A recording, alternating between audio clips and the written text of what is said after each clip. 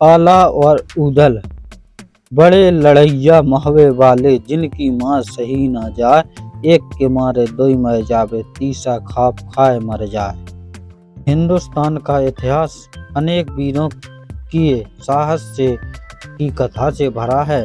महाराणा प्रताप, छत्रपति शिवाजी, रानी लक्ष्मीबाई, शिवराज सिंह चौहान, पृथ्वीराज चौहान और न जाने कितने ऐसे नाम हैं जिन्होंने इतिहास के पन्नों पर अपनी वीरता की अमिट छाप छोड़ दी।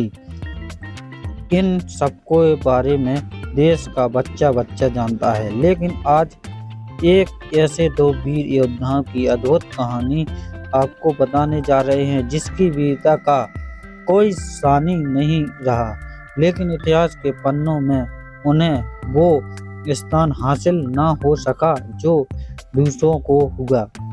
बता रहे हैं बुंदेलखंड की मिट्टी में पैदा हुए दो भाई आला और ऊदल की।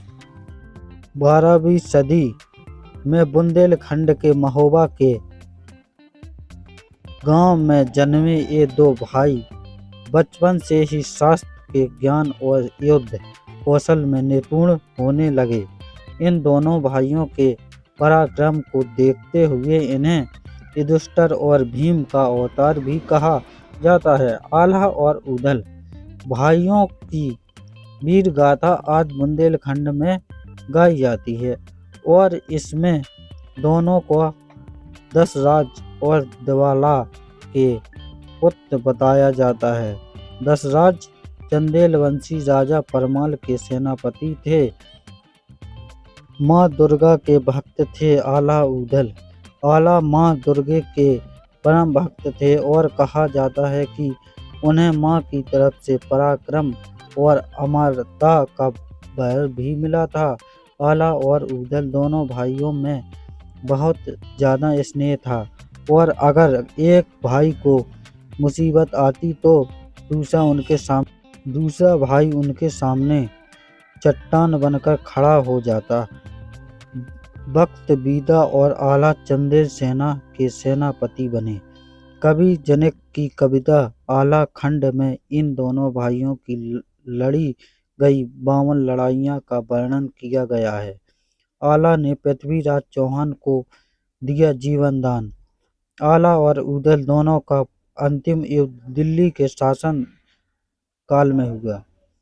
पृथ्वीराज चौहान के साथ हुआ था। 11वीं सदी में बुंदेलखंड विजय का सपना लेकर पृथ्वीराज चौहान ने चंदेल शासन पर हमला किया था। उस वक्त चंदेल की राजधानी महोबा थी। बैरागढ़ में हुई भीषण लड़ाई में आला ने भाई ऊदल की वीरगति प्राप्त हुई थी। इसके बाद आला भाई की मौत की खबर सुनकर आपा खो बैठे और पृथ्वीराज चौहान की सेना पर कहर बनकर टूट पड़े। करीब 1 घंटे में भीषण युद्ध के बाद पृथ्वीराज चौहान और आला रण में एक दूसरे के सामने आ गए। आला ने भीषण लड़ाई में पृथ्वीराज चौहान को हरा दिया। हालांकि कहा जाता है कि अपने गुरु गोरखनाथ और आदेश वह आला ने पृथ्वीराज चौहान को जीवन दान दे दिया। इसके बाद आला के संन्यास ले लिया और माँ शारदे की भक्ति में लीन हो गए। आज भी बैरागढ़ में माँ शारदे के मंदिर में मान्यता है कि हर रात दोनों भाई आला और ऊदल माँ की आराधना करते हैं। कहा जाता है कि रात को सफाई के बाद मंदिर का कपाट बंद कर दिया जाता है, लेकिन सुबह जब कपाट खोले जाते हैं तो यहाँ पूजा करने की सबूत मिलते हैं।